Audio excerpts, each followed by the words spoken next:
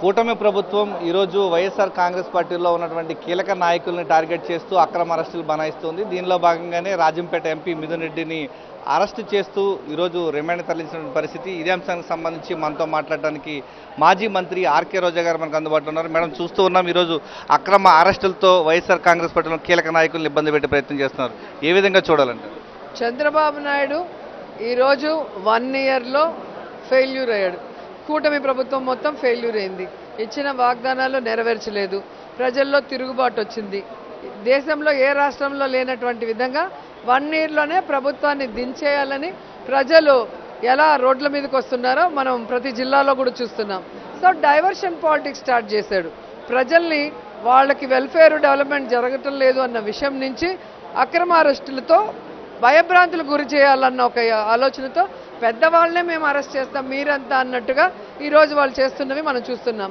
And Peddireddy family YSR Congress పార్టీకి ఒక బలమైన ఫ్యామిలీ, ఒక బలమైన నాయకులు, ఒక పిల్లర్ లాంటి వాళ్ళు.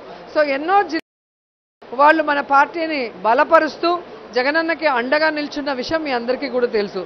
సో పెద్దిరెడ్డి ఫ్యామిలీని దెబ్బ కొడితే పార్టీలో బలహీనమవుతుంది, జగన్ గారిని దెబ్బ కొట్టినట్టు అవుతుందన్న ఒక చీప్ ఆలోచనతో చీప్ పాలిటిక్స్ చేస్తున్నారు.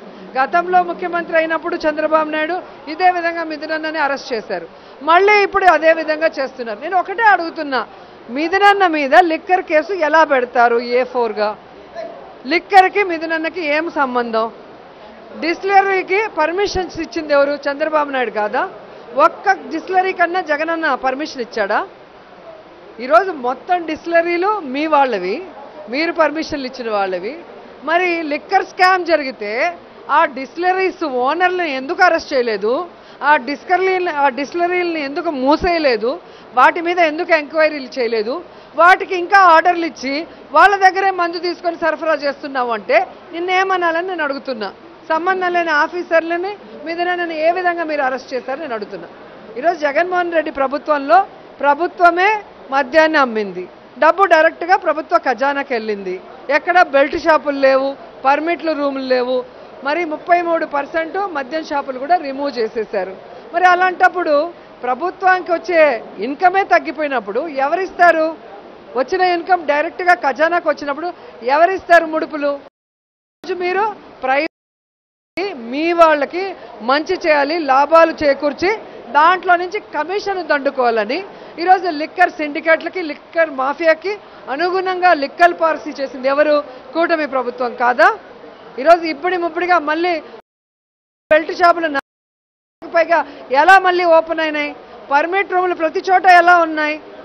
ఏ విధంగా 5 స్టార్ హోటల్స్లో ఫీజులు తగ్గించారు? ఈరోజు వాళ్ళు 9% సంవత్సరంలో పెంచుకునే విధంగా వాళ్ళకి ముబ్బడిగా ఇల్లీగల్గా అమ్ముకునే అవకాశం ఇచ్చి వాళ్ళకి డబ్బులు వచ్చే విధంగా చేసి వాళ్ళ దగ్గర మీరు దండుకొని మీరు తప్పు చేస్తున్నారు. మీ మీద మీరు సిట్టు ఎంక్వైరీ చేసుకోగలరా? మీ వాళ్ళని అరెస్ట్ చేయగలరా? చేత కాదు. ఇదే కనుక జగనన్న అనుకుని లాస్ట్ అంతకుముందు మీరు చేసిన మద్యం మాఫియాకే మొత్తం లోపలికి వెళ్ళుంటారు. తప్పే చేయని జగనన్నని మా అఫీషియల్స్లో ఎవరైతే ముఖ్యమైన వాళ్ళు ఉన్నారో వాళ్ళని, ఆ మంత్రుల్ని, ఎంపీల్ని ఈరోజు కేవలం టార్గెట్ చేసి కేవలం వాళ్ళని బలహీనపరిచి పార్టీని బలహీనపరచాలనుకుంటున్నారు. గతంలో కూడా మీరు ఇదే చేశారు, గుర్తుందేమో. జగనన్న మీద కాంగ్రెస్తో జత కలిసి ఏ విధంగా లోపల పెట్టారో మనం చూసాం. ఏమైంది? ఆపగలిగారా? 151 సీటుతో సీఎం అయ్యాడు. తండ్రిని మించిన తనయుడిగా పేరు తెచ్చుకున్నాడు. ప్రజల మనిషిగా ప్రజలతో ఆశీర్వాదం పొందారు. మీరు దొంగ దెబ్బ తీసి ఈవీఎం మేనేజ్ చేసుకొని అబద్ధాలు చెప్పి ఈరోజు అధికారం వచ్చి సంకలు గుద్దుకోవడం కాదు. రాబోయే లోకల్ బాడీ ఎలక్షన్లో తెలుస్తుంది. మీరు చేసిన మోసానికి ప్రభుత్వం మిమ్మల్ని ఎలా తరిమి కొడుతుందో మీకే అర్థమవుతుంది. జగనన్న జోలికి గనక వస్తే మీ పార్టీలు మీరే సమాధులు తీసుకున్నట్టు అవుతుంది. ఆ విషయం చంద్రబాబు నాయుడు, పవన్ కళ్యాణ్ తెలుసుకోవాలి.